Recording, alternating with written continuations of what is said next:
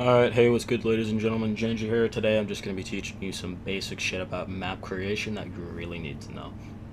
So, the main thing that you gentlemen need to focus on is 1, optimization, 2, the utilization of meshes.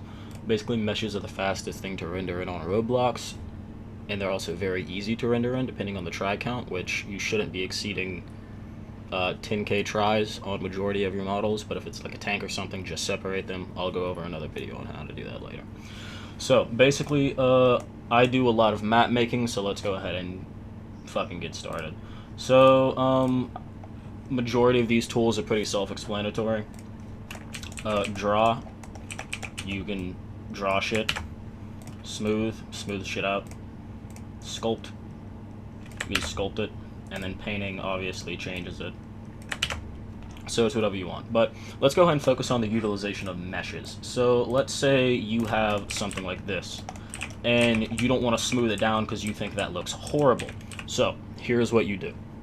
You want to go and find some meshes. You can go this from Toolbox, you can do whatever you want. Some people talk shit about Toolbox, but it's readily available resources and nobody should really complain about that. If they do, they're fucking idiots. So if we just type in mesh rock, scroll down, find a nice little kit. This will do fine. Usually I'll do PBR textures and shit. Go ahead and change it to whatever the fuck you want. So let's go fucking Pebble. Yeah, that looks fine. So what you're gonna do is literally just put it on the side and then scale it up to fit. And then what you can also do is, let me go ahead and do the same thing I did for these. What's that, Pebble? Yeah. Go here, find Pebble, do the same shit. So what I want you to not do is literally just copy and paste this same thing all around the whole entire terrain, because not only is that going to look shitty, but it also isn't going to make you look good if you're trying to get better at developing. If you just saw this in a game, I would literally just think the developer is lazy, because all he did was rotate it.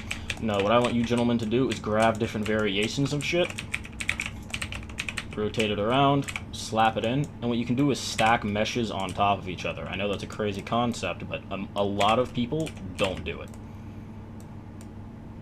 So, do some shit like that, and that looks alright. Now, let's go to the smooth tool, and what we can do here is kind of just smooth it down.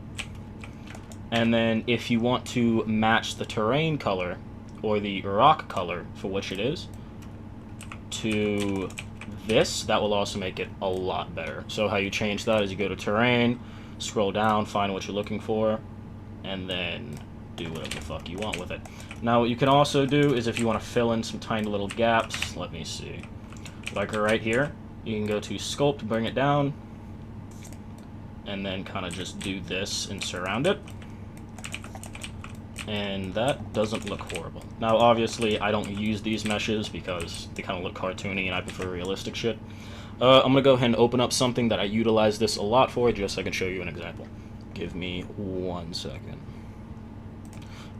Alright, welcome to my Geonosis map. So, I worked on this with a guy named Starton. I will try to find him, but I don't know where the fuck he's at.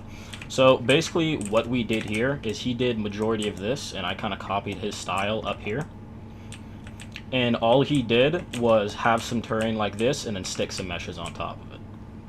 And to me, I think this is one of the best maps that I've worked on. I have done a few other ones, but as you can see, let's find this right here. He didn't just copy and paste the whole thing around, he used different variations and stacked them on top of each other to make it look nice. See, if you bring it out, 2 different meshes in there. So basically, this will help improve everything you do development-wise, plus it'll help with performance a lot. Also, let's go over how to optimize terrain very quickly. Alright, so I prefer to use TACTICALJOKERS Terrain Optimizer just because you can copy and paste the region, which is what this thing is called, and move it all throughout your map. But I'm going to leave it in a link in the description just so you ladies and gentlemen can take a peek at it. So if you want to go here and then drag it down, actually, you can just put it through the terrain, it really doesn't matter. And then, as I said before, you can copy and paste this however the fuck you want it. So the reason why this optimizes the terrain is because Roblox terrain is dog shit. So the thicker that the terrain is, the longer it takes for you to load in. The longer it takes for you to load in, obviously means I did that wrong. Obviously means that your game is going to run a tad bit more shitty, which isn't necessarily good. You could try to enable filtering enabled for that, but that will break ACS if you use it. So you're going to want to go ahead and do this. I'd recommend sticking to a very small amount of these. Maybe a fucking 3x4, which is what I have right here. So then what you're going to do is you want to go into terrain, copy this code, and then you put it in the command bar right here. Wait a minute, it may lag you for a little bit, so I'll be back whenever it's done. Alrighty, it has officially finished, so we're gonna go over here, move this bitch up, and then look at that. I obviously didn't cover the whole map, but it has flattened the terrain out to a specified thing in the code. It's fucking somewhere around here, I can't really tell. It's somewhere in here, I believe it's in terrain. Yeah, terrain thickness 4. So you can increase that or decrease that at your will. Now, keep in mind that if your game has like shovels and shit to dig trenches, this may be an issue. But what you can do to help that is just put a part at the bottom of the map, so that way people can't dig past it. But I hope this helps, and if you guys have anything else you want me to showcase, just let me know.